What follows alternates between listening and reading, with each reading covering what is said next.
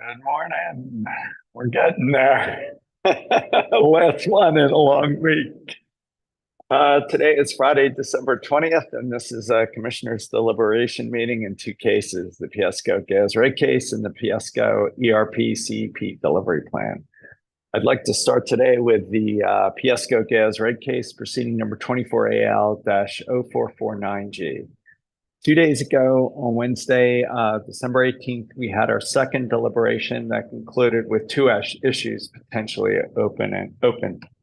After my conversation with counsel and advisors, I'm going to propose tabling this discussion for now and use the formal dissent and TBC process to explore our differences. Before we do that, however, I did have one question for Mr. Davis.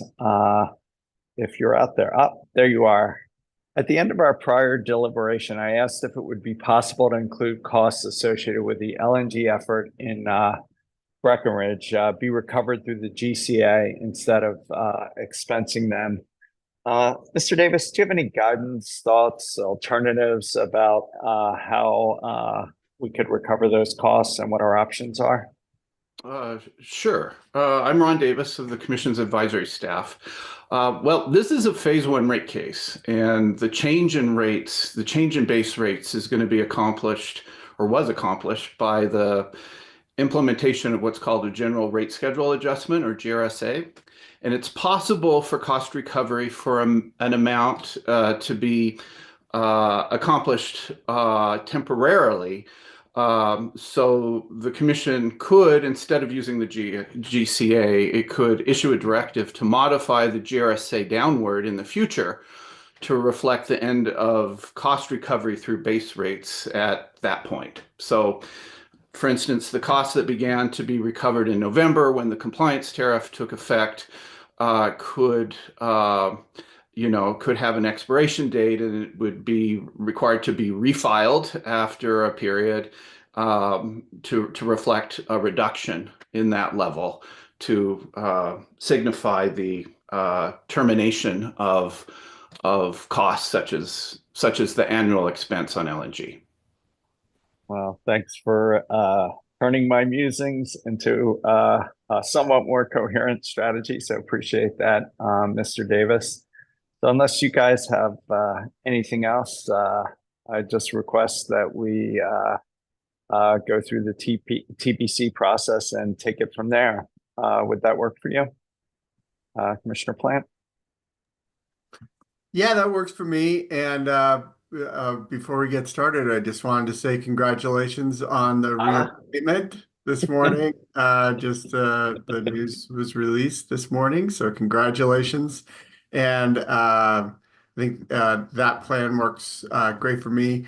But I also wanted to, I think this may be the only time, at least it's the only time that I have knowledge of where we've had two commissioners that have been reappointed on the same commission, two commissioners who have 4 years or more of experience at the same time, which I think is really good for the state of Colorado and really good for the commission. So I just wanted to say congratulations. Appreciate it. I guess maybe I'll have a few comments on that, but maybe I'll turn it over to Commissioner Gilman first. Notwithstanding the current issue angst today. Congratulations, Chairman. Happy to hear that. And yeah, that process sounds fine with me. Happy to work on the TBC process with Commissioner Plant to craft our opinion here. Thank you. And to say it's been an honor to serve with both of you. I've greatly enjoyed it. I think we've made a lot of progress. And as this week has shown, a lot of work still left to do. So thanks to both of you. As you said, this issue notwithstanding, it's been a pleasure. So with that, Mr. Eden, Ms. McLaughlin, the Piesco ERP CEP delivery plan. Yes. Good morning, commissioners. I'm Michael Eden with your advisory team. This is the second part of your deliberations on the motion to approve the CEP delivery plan that Public Service Company of Colorado filed on September 6, 2024.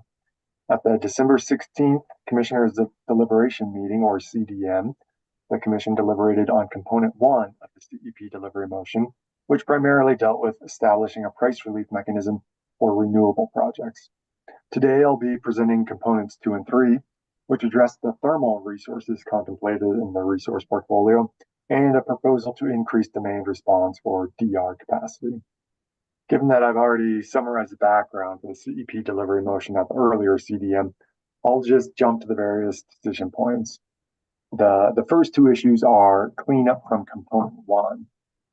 So at the December 16 CDM, the Commission agreed to direct Public Service to file a report on the 5th of every month, beginning on January 5th, 2025, on the status of negotiations for all power purchase agreements, or PPAs, and build transfer projects.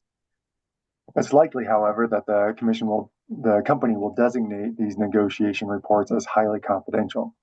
The Commission expressed the desire to allow the individual developers, the counterparties to the negotiations, to have more transparency regarding the representations Public Service makes to the Commission. The Commission discussed potentially requiring Public Service to share with the individual bidders what the company intended to report to the Commission, copying the individual bidders with the negotiation report, or possibly requesting the bidders to include in their Stage 1 affidavit the status of bid negotiations. The Commission decided to table this issue until today's CDM. I have a recommended path forward on this point, but I'll stop here for your discussion or any questions. I'd be okay hearing a recommendation. Does that work for you, Commissioner Plant? Yep. Okay, so for purposes of the monthly negotiation reports, advisors and counsel recommend the Commission require Public Service to confer with the individual bidders on the negotiation status. Conferral confirmation should be provided in the negotiation reports Public Service files with the Commission. Advisors suggest the Commission establish a similar conferral requirement for any motion to extend the March 1st, 2025 deadline to finalize all PPAs. Commissioner Plant. I agree with the recommendation. Commissioner Goman. Yeah, I agree with the recommendation. Thank you for helping us try and come up with a path forward here so we can ensure that there's just some check on the information being provided. I will say, I mean, the reporting looks fairly sparse, like a very brief description of what's going on. So I very much hope we are not unpleasantly surprised come March, and this all proceeds as efficiently and quickly as possible. I agree as well. Great. So the second cleanup point, at Monday's CDM, the Commission adopted staff's position and determined that the Stage 1 price increases on utility-owned projects would be applied to the net present value, or NPV, of their respective projects, consistent with the price increases permitted for PPAs, and not on the cost to construct, or CTC, baseline, as the company requested. In its reply comments, Public Service makes two requests if the Commission adopts staff's NPV approach regarding the Component 1 price increases. Given the Commission's determination at the December 16th CDM, advisors recommend expressly addressing these two alternative requests. First, the company states the NPV approach results in reduced CTC baselines relative to the 6% increase available for certain types of projects. Accordingly, if the Commission moves toward an NPV-based application, Public Service asserts the Commission should modify the CTC Performance Incentive Mechanism, or PIM, to use the progressive method as opposed to the landing spot method. And at a high level, the progressive method and landing spot methods are two alternative approaches for calculating the incentive and disincentive under the CTC PIM. In its Phase 2 RRR decision, the Commission rejected the company's request to switch to the progressive method at this time. So, and then Public Service's second alternative argument is that if the Commission adopts the NPV approach, the Commission should convert the maximum NPV increase, such as 6%, to a revised CTC for each project, thus setting a new CTC baseline now and avoiding the need for recalculating the NPV in the future. I'll pause here, but I can move to a recommendation also if you like. Yeah, I think on this one, if you can give us a recommendation, that'd be great. Sure. First, advisors recommend against switching to the progressive method at this point.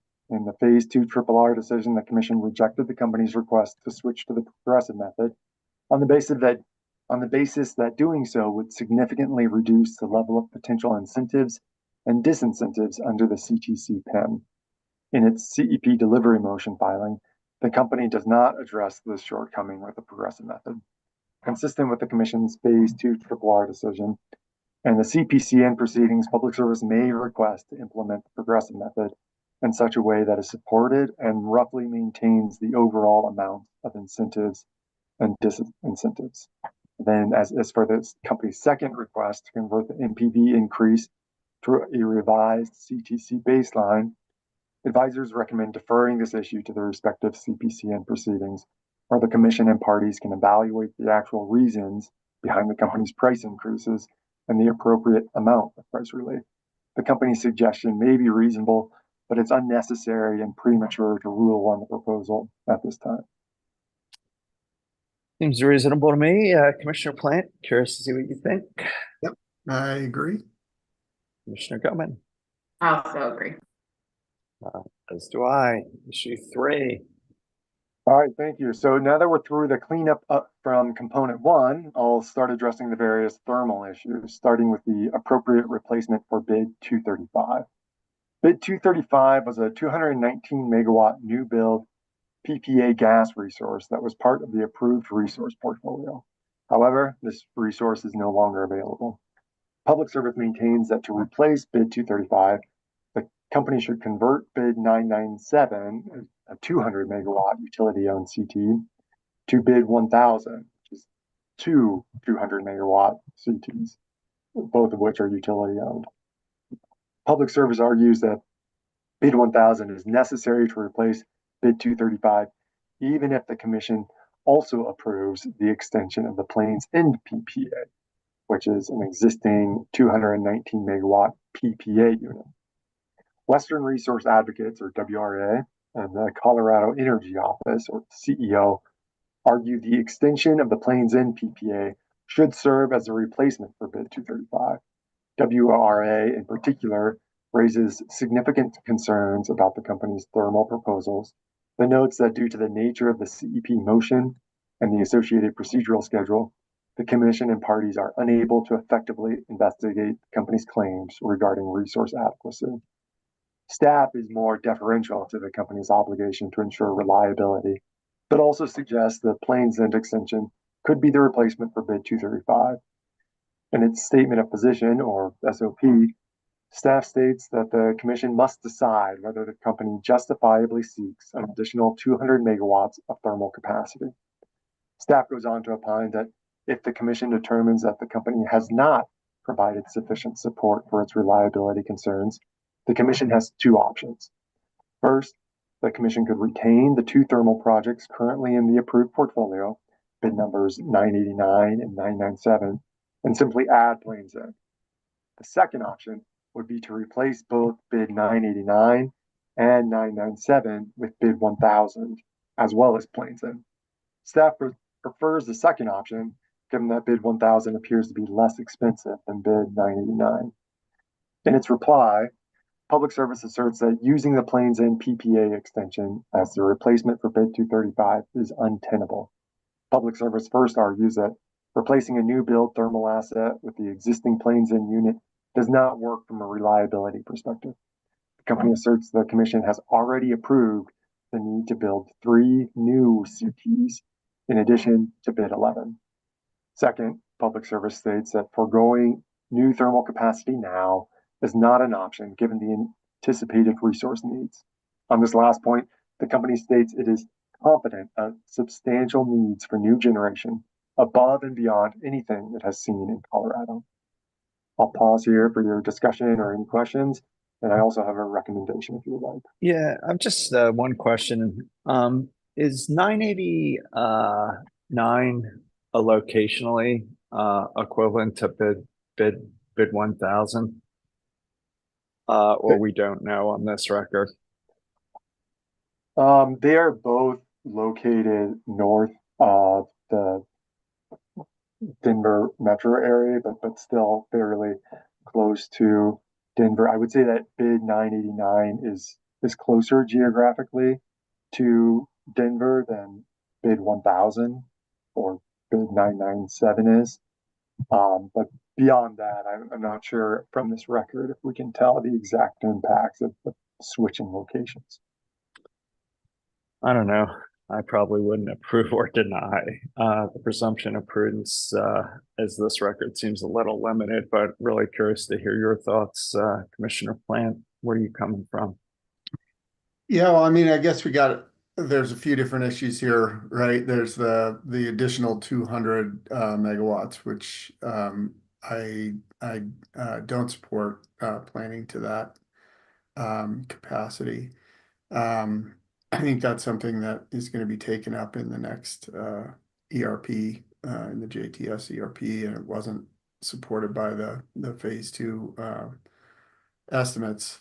So, it comes down to which of these to approve. I would be, first of all, the Plains End as a replacement for 235, I think is appropriate.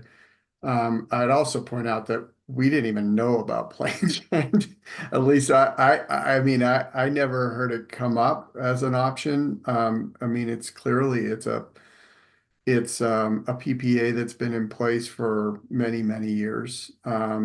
But we didn't know that this was an option to extend. We didn't know that there would have been an option to purchase, which now appears to be too late for that. And so for the company to come in and argue that, well, we approved, 3 new CTs as opposed to, this combination. We didn't even know this one existed as an option. This was never even presented.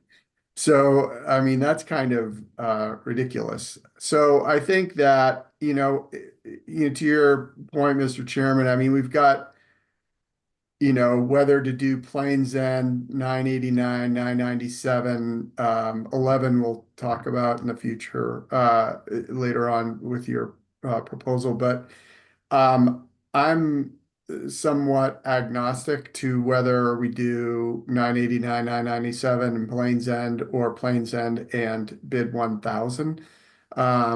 I think bid 1000 maybe is a little bit less expensive, which is attractive, but I would support leaving that to the company to do one of those two portfolios, depending on what works as they go through this whole process. I will say that I'm just, one of the reasons we picked the portfolio that we did in the ERP was because we weren't relying on utility-owned assets for the thermal gas assets. And here we are with, a bunch of utility-owned gas assets. So I think that, we'll be addressing, additional capacity questions in the next ERP. But, I feel like we kind of got a bait and switch on this on this resource mix. But that's what I would propose, one of those two scenarios that was proposed by the staff in their SOP and then allow the company to choose. But curious to hear what you think. Commissioner Goman. Yeah, I generally agree with Commissioner Plant. First of all, I think in the disappointment and late breaking news aspect of a lot of this, especially as it relates to, I think the company trying to use load forecast from really a different proceeding and kind of jam it in here at the last minute. We're working under the resource need identified in this proceeding, which has been going on for quite some time, has been thoroughly vetted. And I don't have any intention to move to a new unvetted kind of methodology or forecast in the 11th hour here to justify more gas resources, which I think, as Commissioner Plant rightly pointed out, we're were fairly difficult to stomach the first time around, given the stranded asset risk and greenhouse gas emission reduction framework that we're working under. And the stranded asset risk is particularly acute the more of those gas assets are owned and operated by the company, because then it's really ratepayers who bear the stranded asset risk rather than a third party under a PPA situation. So we expressed a preference toward PPAs, especially in our portfolio selection, which very unfortunately, bid 235 was the only PPA option that there was. So now we're left with all company-owned resources. So I think that only kind of amplifies that concern. And Ms. Reed and I probably request that we kind of echo some of our concerns from the phase 2 decision here as to why we had those concerns in the first place. I tend to agree with Commissioner Plant. I don't have an initial reaction as to if you stick with 989 and 997 in addition to Plains End, or switch those two out for a bid 1000. Certainly a lower cost would be helpful and attractive here. I think some of the other processes may be able to sort that out as we move forward. I think one other thing, and I'm sure talk about this as a discrete issue, is related to 989 and the inclusion or exclusion of pollution control devices on that unit. I just think it's something that companies should consider in terms of flexibility and availability of resources. The premise of these resources is they are available for the system's peaking needs, and to ensure that what they pick is both the most affordable option, but also provides the flexibility necessary to actually serve the purpose of these gas units, which are expected to have fairly limited runtime, but serve a critical purpose in shaping the system peak. So I agree with you. Perhaps we can leave it to the company's discretion as far as if, in addition to Plains End, it's 989 or 99 and 997 or 1000. But I think there are probably some other considerations they'll want to take with regard to some of the additional decision points coming up.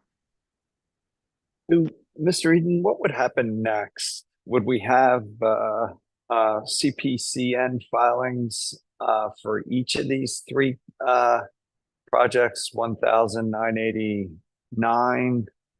I guess we're going to talk about 011 next. Or 997. How will this play out, given we're unclear about which units are moving forward? Right. So I think the next decision point gets into more of the specifics regarding the price increases presented here and how that plays out going forward. But as a general matter, for any utility-owned resource, they will need to come forward in a follow-on CPCN application that will be litigated. Now, if that particular resource has a presumption of prudence from this proceeding, that CPCN in theory can be pretty straightforward, because a lot of the findings were made in this determination. If the company determines that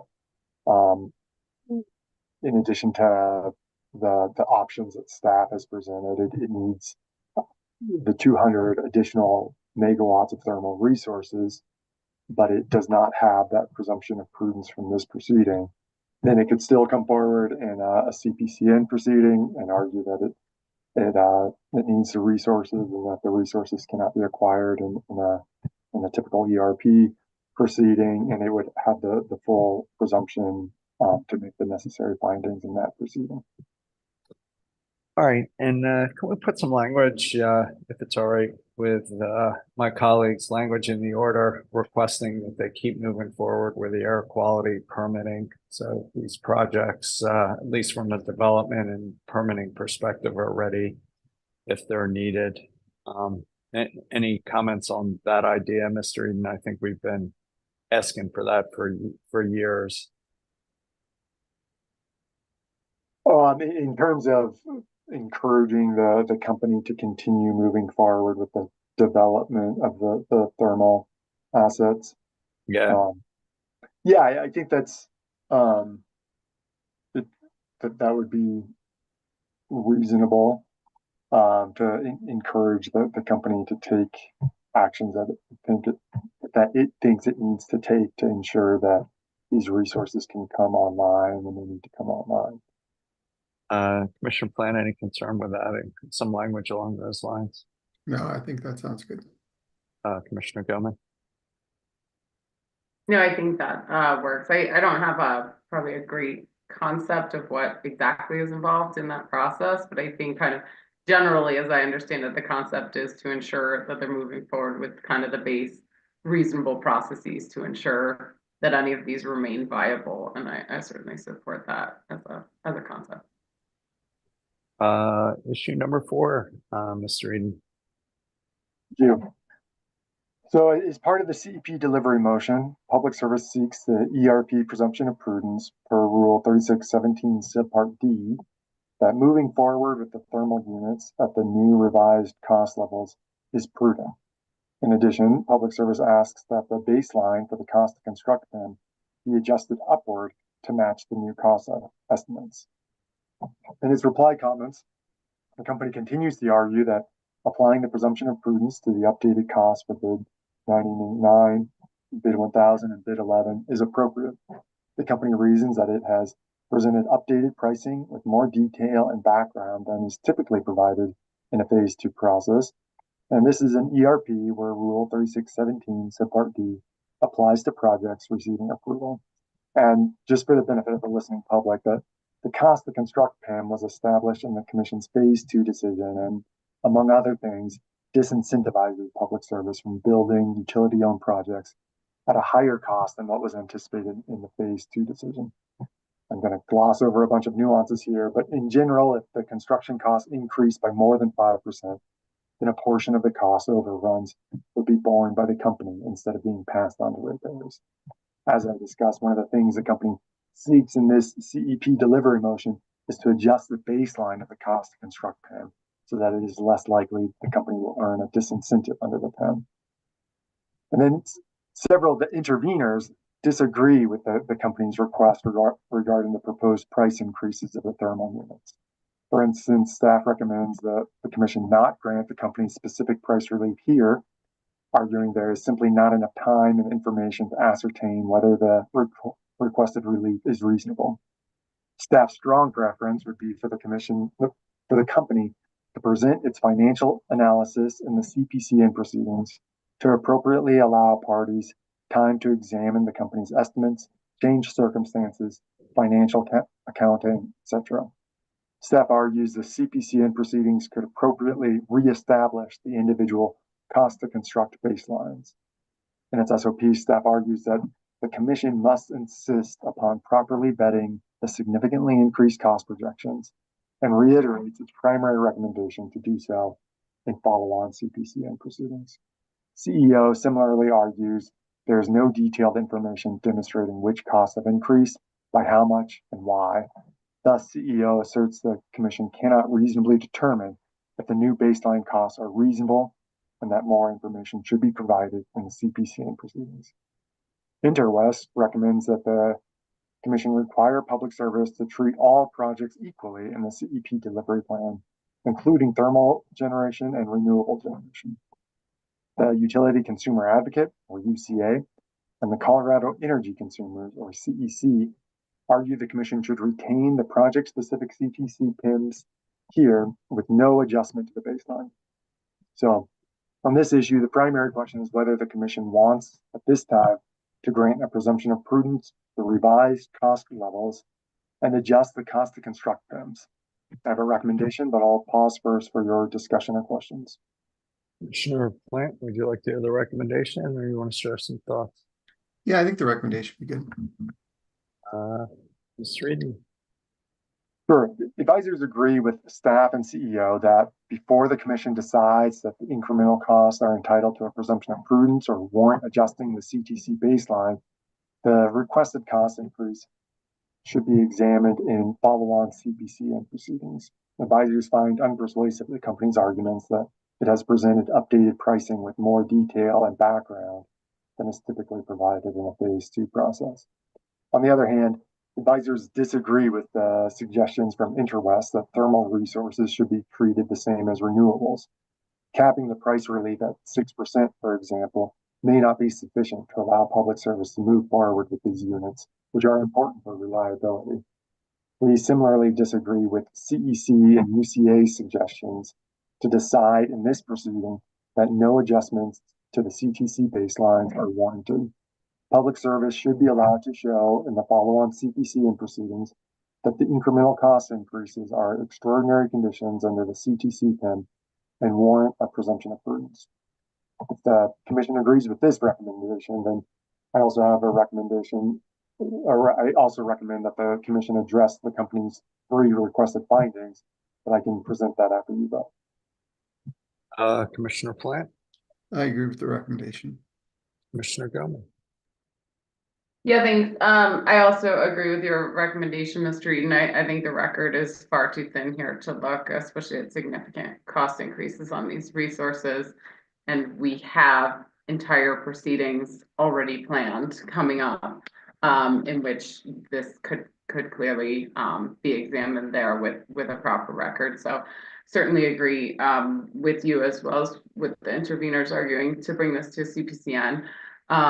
With regard to Interwest's point, I think certainly that, the significant cost increases indicated here, especially for thermal resources that really exceeded the indicative cost increases for renewables, is something that can much better be understood and explored in the CPCN proceeding to understand the reasonableness of those cost increases. And the only other thing I would add in terms of extraordinary circumstances is to emphasize that we're really looking, I think, for truly extraordinary, unforeseen potential costs here to really understand something that could not have been known at the time the bid was made.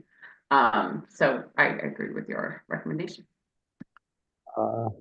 As do I. You want to keep going, Mr. Eden? Yes. So the company argues in the alternative that if the commission declines to find here that the incremental cost for the thermal units warrant a presumption of prudence, there is an alternative pathway that would give the company more of the comfort it needs to advance a large amount of capital for the projects. The company's alternative proposal is for the commission to make 3 findings here that provide guidance for the CPCN proceedings.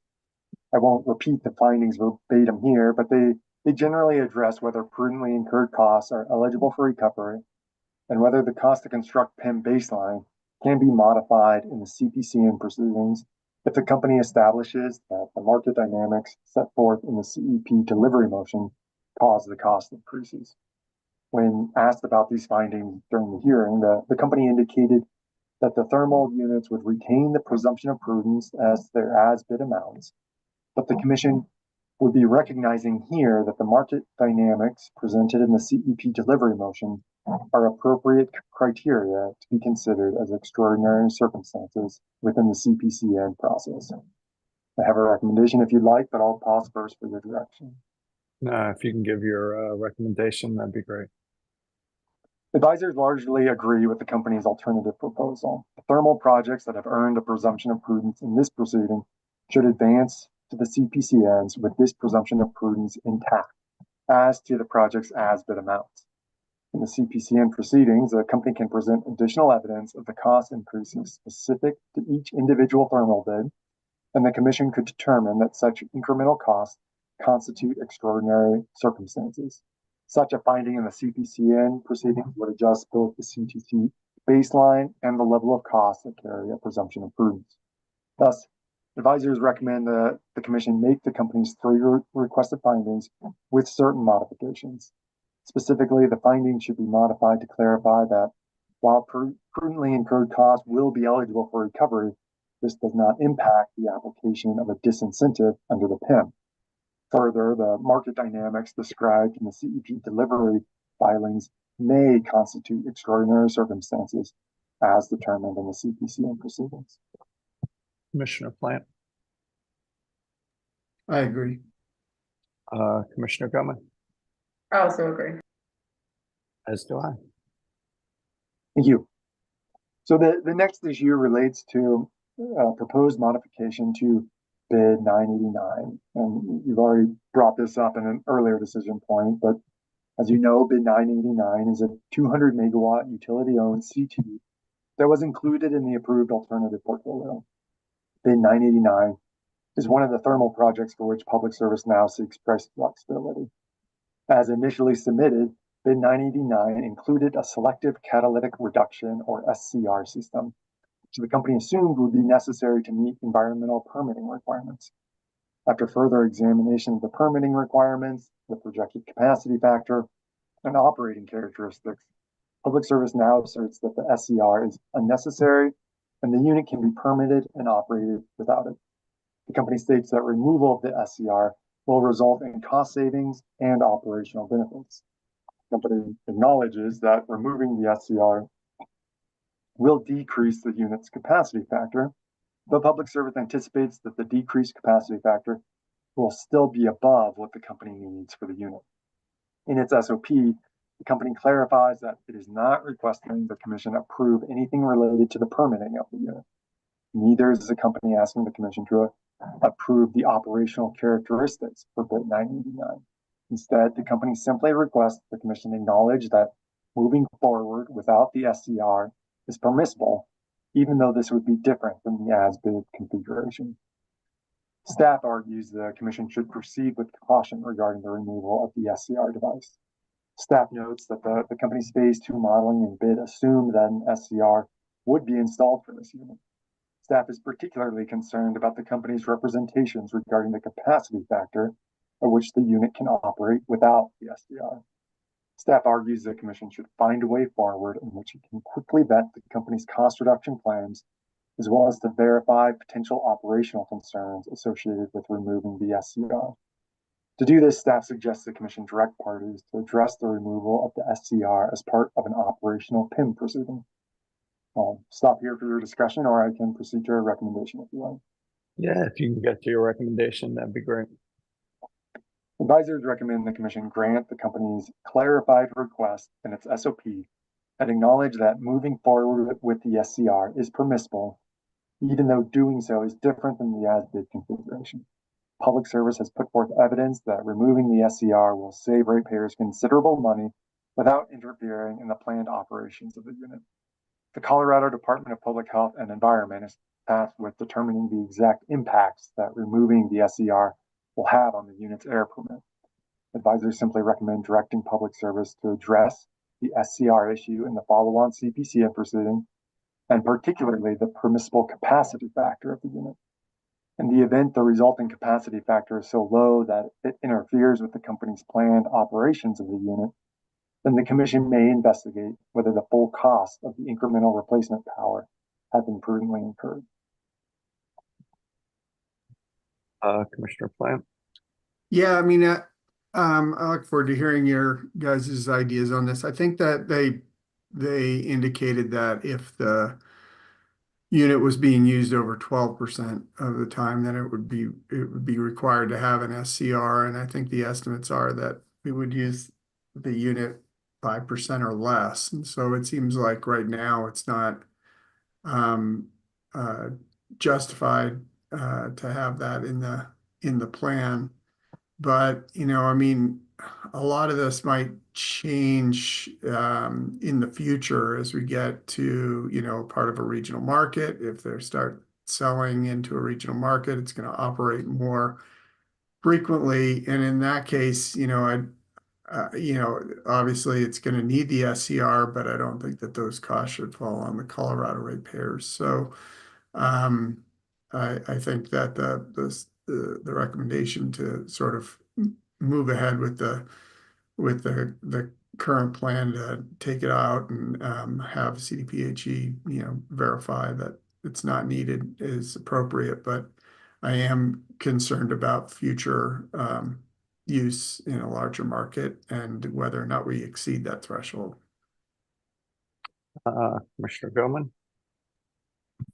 Yeah, I agree with you quite a bit, Commissioner Plant. I mean, the companies represented that removal of it will not impact the planned use of the plant, which is somewhat comforting, but I think you bring up there could be unplanned use at this current time of the plant.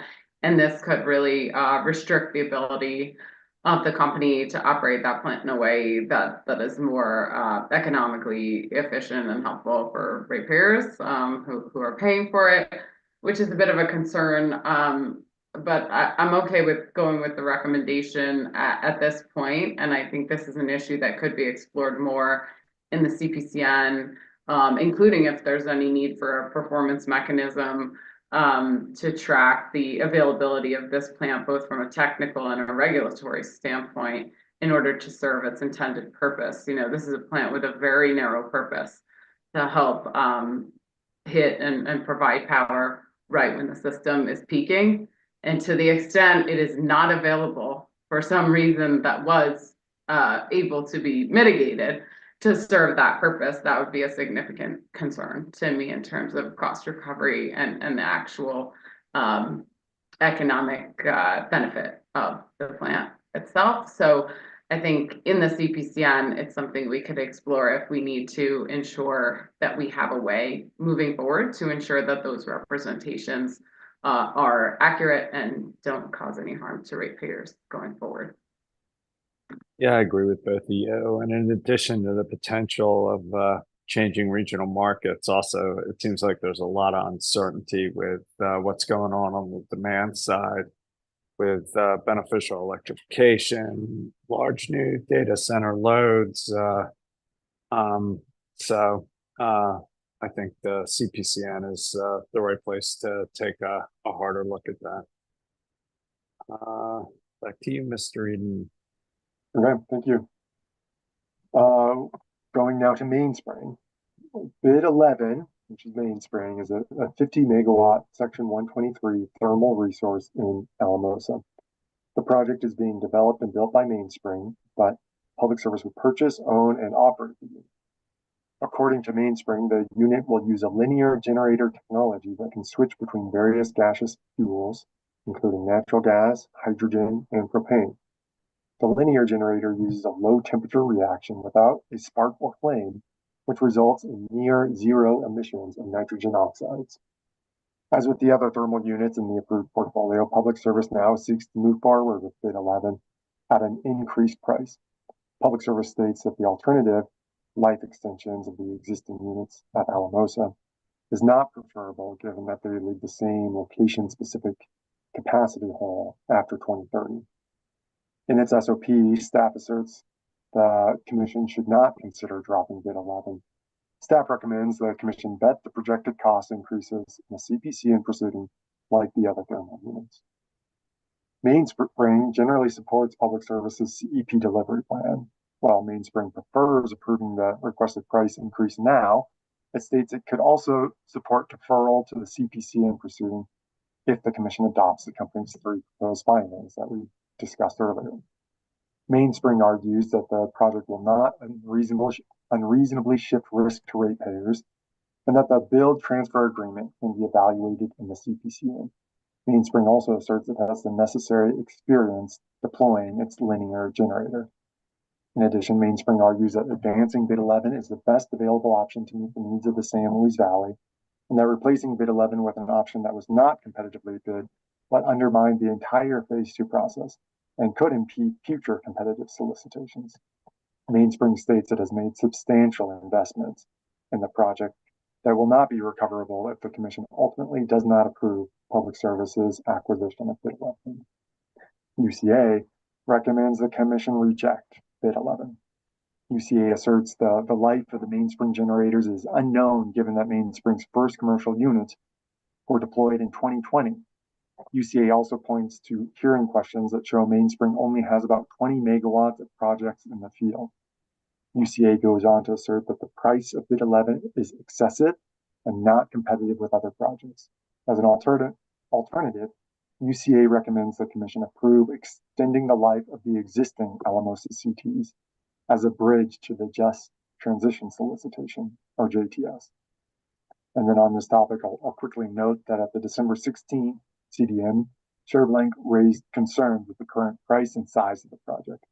Chair Blank proposed asking Public Service to present as a potential alternative in the CPCN proceeding a different structure that could potentially reduce the cost, shrink the size of the project, and help ensure that fewer of the risks fall on customers. And with that, I'll turn it over for your discussion of bid 11. Yeah, I just appreciate you guys considering this alternative, given our concerns about utility and thermal and the cost increases. So curious to hear what you think, Commissioner Plant. Yeah, I mean, I think it's a proposal that, you know, should be expanded upon by the company, you know, when it comes time in terms of the feasibility of the various different approaches that you recommended. I do have, you know, a concern around reduction of the capacity of the overall project, and how that may then, you know, drive the company to suggest additional replacement, which we've seen evidence of in the past. Or, you know, but I think, you know, getting that information and moving forward would be helpful. I think, you know, we also have a issue of, you know, substantial sort of fixed costs, which you alluded to in your proposal around, you know, the costs that have already been expended on, you know, getting the project this far, and reducing the capacity, you know, obviously with that same fixed cost is going to drive up the per unit cost as well. So, but, you know, getting that information and sort of getting the company to put their, you know, pencil to paper and give us some different opportunities or options, I think is probably a good thing for us to have regardless. So. Commissioner Goldman, curious to hear what you think. Yeah, I would kind of in general with bid 11 follow the same process as the others, moving forward to a CPCN to really understand if they can justify extraordinary and unforeseeable situation that led to cost increases and justify those cost increases. More specifically with regard to your proposal, you know, I don't really see any downside to having the company address the concept in their CPCN filing. And that seems like the appropriate next step. Aside from that, it's a bit of a novel concept, and I think difficult to kind of substitute our judgment at this point in the process in a more heavy-handed approach than that. So I think my recommendation would be that we ask the company to address, and I'd be looking for your help a bit on the TBC to craft the language in the request, but ask the company to address in the CPCN filing the feasibility and aspects of a proposal like yours, so that we could at least understand at the onset of the CPCN. But other than that, is essentially indicate that we would probably be moving forward with the CPCN kind of as usual for the resource. So curious your thoughts on that approach to at least introduce the concept, but not do so in a way that kind of throws the process into more upheaval than we've already had. Yeah, I think that's reasonable, and I think that's pretty close to what I was thinking anyway. So that totally works for me. It's just a third option we asked the company to consider as we go into the CPCN process. Does that give you what you need for a TBC order, Mr. Reed? Yeah, I think I guess just to clarify a little bit. So bid 11 will be allowed to move forward consistent with the other thermal projects that the commission has approved in this proceeding, in terms of the cost increases and presumption of release will be evaluated in the CPC. And then in addition, the commission will be asking the company in Mainspring to sharpen their pencils and present another option that that can accomplish the goals that you set forth. Yeah, that'd be great. Okay. Keep going.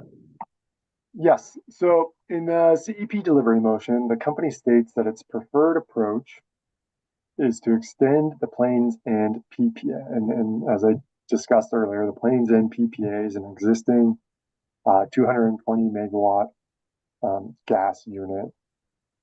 As a secondary approach, however, the company suggests it could pursue purchasing the unit. In its reply comments, however, Public Service argues that requiring the company to immediately purchase Plains End is not a prudent path. The company reasons that before purchasing an asset like Plains End, the company would need to conduct extensive due diligence. Public Service lays out a preferred path in which it extends the Plains End PPA and then conducts due diligence on the potential acquisition.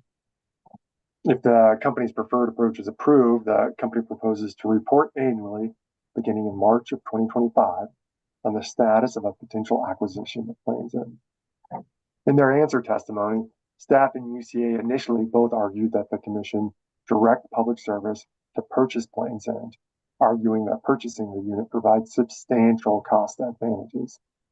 After reviewing Public Service's reply comments, however, staff and UCA both changed positions. In its SOP, staff now argues against requiring Public Service to purchase Plains End.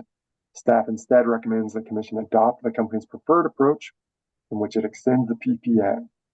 In connection with this recommendation, staff argues the commission should, 1, require Public Service to carry out due diligence regarding the potential acquisition, and 2, direct the company to seek commission approval to purchase or decline from purchasing Plains End in an application filing that contains the company's due diligence.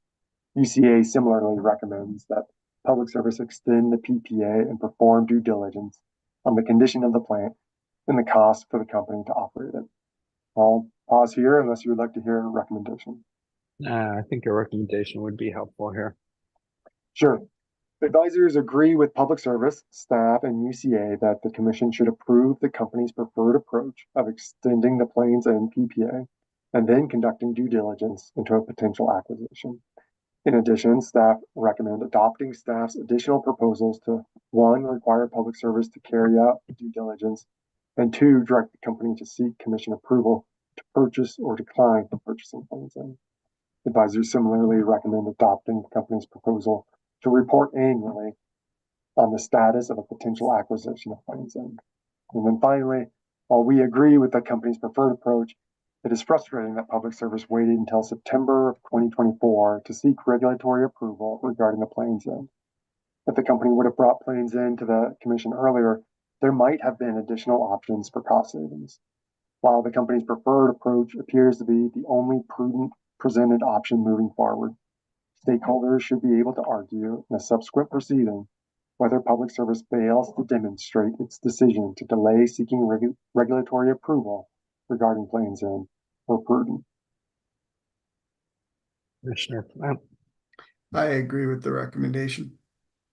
Commissioner Gutman. Yeah, I agree with your recommendation, Eden, Mr. Eden. And it's been a long wait. And certainly agree kind of with the frustration here and this coming up at the very end of this process. I mean, clearly this is a reliable and economic resource that the company thinks is helpful in its resource mix at this point. I have literally no idea why it did not come up in the ERP process before this, as Commissioner Plant indicated. And I think it's troubling in that it's indicative the company may not be looking at all of the most economic options as we evaluate the resource mix, which is difficult to know. I agree with you. We're doing what we can now with what we know now and the time frame, but not a impressive background on this one. I agree with those comments and your recommendation and the fact that it's been a long week. Straight and keep going.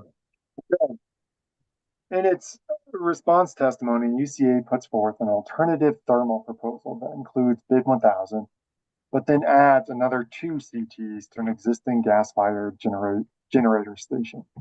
UCA argues that adding CTs at this existing site provides important transmission support, as an existing gas-fired generator, Cherokee 4, retires. UCA asserts that its thermal proposal provides 1,019 megawatts of economical thermal capacity. Relatedly, UCA asks that the Commission direct Public Service to delay the Cherokee 4 retirement by a year. UCA argues that delaying the retirement of this gas-fired power plant will improve the reliability of the company's system and help address the capacity shortfall the company projects in 2028. CEC offers a similar but broader recommendation that the Commission consider extending existing thermal generation capacity as necessary to meet load growth and maintain reliability in the face of lost capacity from withdrawing clean energy projects. Another proposal from UCA is that the San Luis Valley should have enough capacity to allow it to be islanded if the two transmission lines connecting the San Luis Valley are lost. UCA asks the Commission to direct Public Service to provide a summer and winter load and gas pipeline capacity data for the San Luis Valley. UCA recommends Public Service provide, within 6 months of a Commission decision, a plan for how much capacity is needed to island the San Luis Valley if the transmission lines are lost. I'll pause for your discussion unless you'd like me to move to my recommendation. Now, if you can make a recommendation, that'd be great. Advisors recommend denying UCA's alternative thermal proposal and recommendation to require Public Service to delay the retirement of Cherokee 4. There is insufficient record support for UCA's proposals. We likewise suggest the Commission decline CEC's recommendation to require Public Service to explore extending the lives of existing thermal units. Public Service is responsible for reliability and should already be evaluating all potential options to ensure resource adequacy. Advisors likewise do not support UCA's recommendation to require Public Service in this proceeding to submit an analysis of the amount of additional capacity that would be necessary to island the San Luis Valley. UCA can always advocate for such an analysis in the JTS if it wishes to do so. I agree with the recommendation. Commissioner Gilman, I also agree. as do I. Bring us home, Mr. Eden, Last one. or Eden. As part of its CEP delivery motion, Public Service seeks authorization to increase the incentives offered under the Interruptible Service Option Credit, or ISOC program, to encourage more DR capacity. Public Service analyzes several DR programs in its testimony, but argues that expansion of the ISOC program is most likely to produce incremental growth in short-term DR. Under the ISOC program, legacy or grandfathered customers receive a foundational bill credit of almost $16 a kilowatt month, but new customers currently receive a bill credit of only $11.27 per kilowatt month. The company asks the Commission to increase the new program incentive to match the legacy incentive through 2028. If the Commission grants Public Service's proposal, the company expects that approximately 10 additional megawatts of ISOC capacity could become available. CEO supports increasing the ISOC incentive back to its legacy level on a pilot basis with additional reporting. CEO recommends that proposed modification be effective through the earlier of 2028 or the effective date of the ISOC incentive level established in the 2026 DSM Strategic Issues Proceeding. In contrast, UCA recommends the Commission reject the company's proposal, arguing that Public Service has not provided enough information for the Commission to evaluate it. For instance, UCA asserts Public Service has not provided how much the increased incentives would cost. Staff also recommends rejecting Public Service's ISOC proposal, arguing that it does not belong in this proceeding. Rather, staff argues an advice letter filing is the proper vehicle for Public Service to seek approval of its ISOC proposal. In its SOP, Public Service continues to support its initial proposal. The company opposes staff's suggestion to evaluate the ISOC proposal through a separate advice letter, arguing that this approach could take an additional 8 months and would not be an efficient use of resources. Public Service argues that the proposed change is incremental. The legacy pricing rate has already been vetted and approved. and the change would only be in effect through 2028 when all ISOC pricing can be reevaluated. Instead of a new advice letter proceeding, Public Service argues the Commission should approve the proposal here and implement it through a compliance advice letter filing. Would you like me to proceed to a recommendation on this issue? Yes. Advisors recommend denying the company's ISOC proposal. Advisors are sympathetic to concerns raised by staff and UCA that such an expansion of the DR program does not belong in this ERP proceeding, and there has been insufficient evidence regarding the projected costs and benefits of such a change. For these reasons, it would be more appropriate to have Public Service present a more fleshed out version of its proposal in a standalone advice letter proceeding. The company has not established that an 8-month delay in acquiring perhaps an additional 10 megawatts of capacity warrants deviating from the Commission's standard regulatory processes. Advisors recommend the Commission direct Public Service to file its ISOC proposal as a separate advice letter as soon as reasonably practicable. Commissioner Plant, seems like putting this docket to bed may be a good idea. Yeah, I agree with the recommendation. I would note though, it's a little perplexing to me why the company brought this forward here. In the last strategic issues, they said that the basis for establishing the cost of the ISOC program was outdated, and that it was based on the price of a CT, and that it should be reevaluated in the next SI, and they should look at the value of flexibility as the thing that would indicate what an appropriate price was.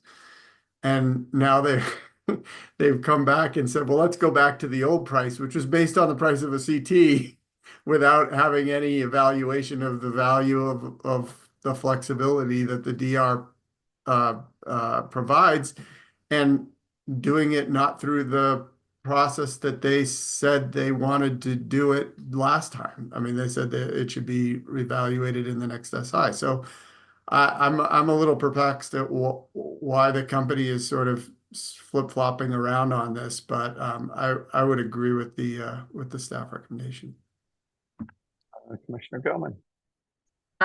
Yeah, thanks. I also agree with the recommendation, although I will say it's a little painful to not get on the DR bandwagon here. I mean, this is just not really a fleshed out proposal, not the process to go about this. And, it would be much more ideal, as Commissioner Plant had mentioned, to better understand the basis and if it's the most appropriate in terms of pricing and execution of the program. I agree with as well. And Mr. Eden, I think this one's going to be a TBC order. Anything else before we adjourn for the holidays? No, I don't want to stand in the way of that, so nothing for me. Well, thanks to you for seeing us through this process, and thanks to both of you. It's been an incredibly long week. Wish you both and everyone else healthy, happy holidays. Commissioner Plant, final thoughts, wishes? Yep. Right back at you. Have a great holiday season, and we'll see you on the other side. Commissioner Gilman.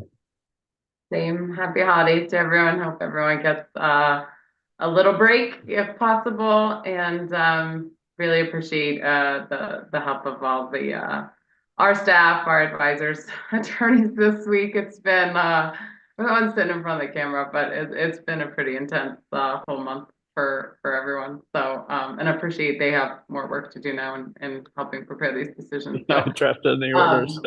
Yeah, so just wanted to recognize it's been a big push for everyone, and appreciate everybody's work.